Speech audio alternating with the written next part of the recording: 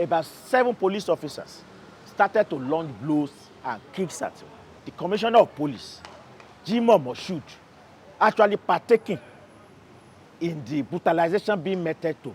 And what the police did to us exposed them very clearly that if they have been called murderers before, then that name is not an abuse, it's actually a statement of facts.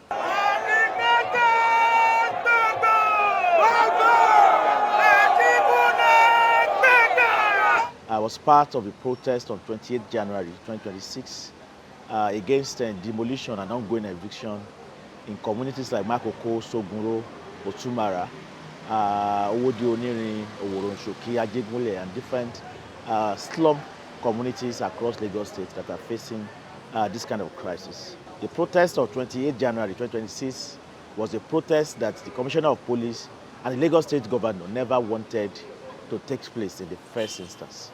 And why do I say this?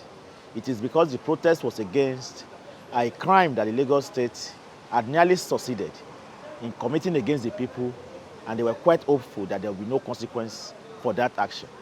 They started from late December with this demolition in Makoko, and the hope was that before the entire world would wake up to the reality of what was happening, Makoko would have been wiped off the face of the earth. The police, when they came, began to do everything to intimidate protesters. Then when the protest itself started, the police said that we must not carry the mock coffin, which had been brought to the protest ground. For instance, 35 people were killed in Oworonshoki last year because the Lagos State government wanted to demolish Oworonshoki. Makoko, 12 people were asphyxiated by tear gas fumes fired into the community by policemen, who were, following the bulldozer that entered into the community. In the process, 12 people died, including a 5-day-old baby. In Owodi Onirin, 6 traders were shot dead. Their body is still lying at the morgue today. That was the reason we carried the mock coffin. And when we got there, our simple request to the Commissioner of Police is that the people have come to see the representative of the government, including the lawmakers. And our demand is that the podium, which has been created inside the premise of the National Assembly to receive citizens' petition, that is where we would like citizens to be at in order to present their demands to the lawmakers. The police commissioner insisted that we could not do so. One of the issues behind the crisis in Makoko, Oworonshoki, and Co today is how the Lagos State government criminalizes poor people. But what is even much more grievous was what happened immediately after I was arrested. I was dragged straight into the House of Assembly by the police. At that time, my glasses had already been broken. I asked to lie down, face down, and then about 7 police officers started to launch blows and kicks at me. In the process of trying to protect my head, I kept turning, and that was when I sighted the Commissioner of Police, Jimoh Moshood, actually partaking in the brutalization being meted to me. And as soon as he realized that I saw him, because as I saw him, he was also screaming at me, saying that I called him a murderer. How can you useless boy, you call him a murderer? And he was kicking me and hitting me. As soon as he realized that as I turned that I saw him, he has his men to immediately blindfold me. So they tore my t-shirt, and then used it to tie my face. They then took my hands, took them behind, and knuckled me behind, and laid me down on the floor again. And another round of beating started. They then dragged me out of the assembly ground. They dragged me on the floor and dumped me into a waiting police van.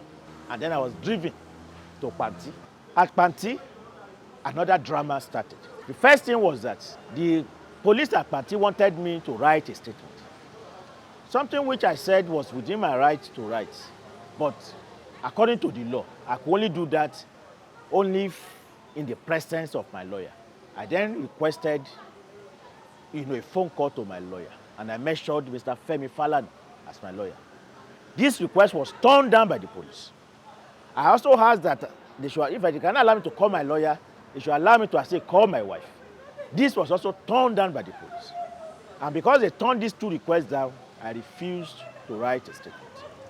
And this went on for another 1 hour of trying to compel me to write a statement, and I did not.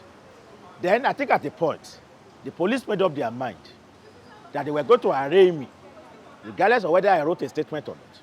But then they had a problem. All of my body was covered with bruises, including my face, my mouth, my lip was split open. And apparently, they realized that they could not take me to the court and arraign me in that manner because it would be obvious that I had been brutally tortured. So they then invited a nurse to treat me. And I told the nurse that I thank her for her professional service that she wants to render, but that I have not requested for her service. The only professional help I require here is that of a lawyer. And that is what I wish to see provided.